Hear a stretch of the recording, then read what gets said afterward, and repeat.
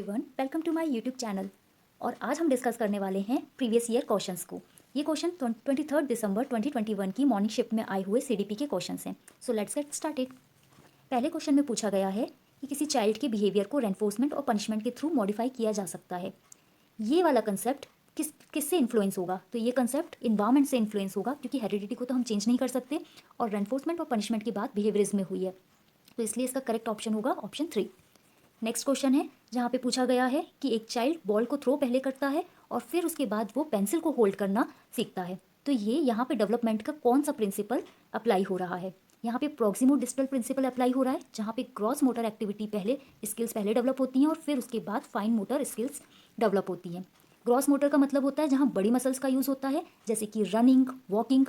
और fine motor का मतलब होता है जहाँ पे छोटी मसल्स का यूज़ होता है, जैसे कि पेंसिल को होल्ड करना, ड्राइंग करना, इन सब में। नेक्स्ट क्वेश्चन है motor and cognitive development happens.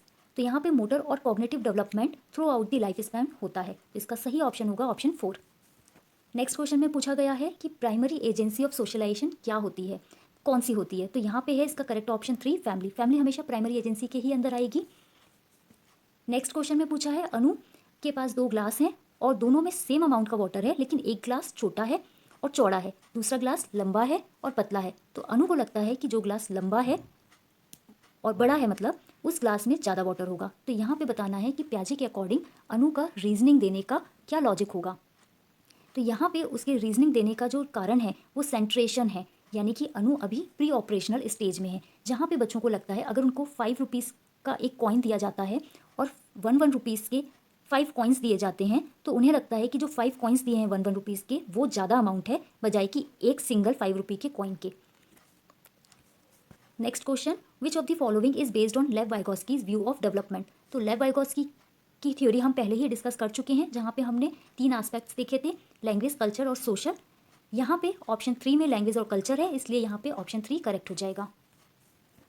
Next question, यहाँ पे बताना है कि जिन प्याजे के अकॉर्डिंग लैंग्वेज और थॉट किस तरह से इनका रिलेशनशिप है, कौन सा स्टेटमेंट यहाँ पे सही होगा। तो प्याजे ने बोला था पहले थॉट्स आए हैं, मतलब कि पहले विचार आते हैं और फिर उसके बाद लैंग्वेज आती है।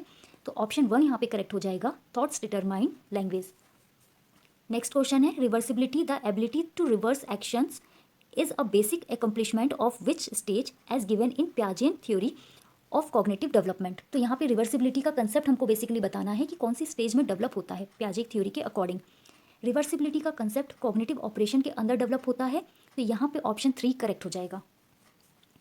नेक्स्ट क्वेश्चन में पूछा गया है कि मैथ्स की एक टीचर हैं जो पीयर का सपोर्ट, गाइडेंस, इस स्किल का यूज़ करके अपने बच्चों को सिखाती हैं।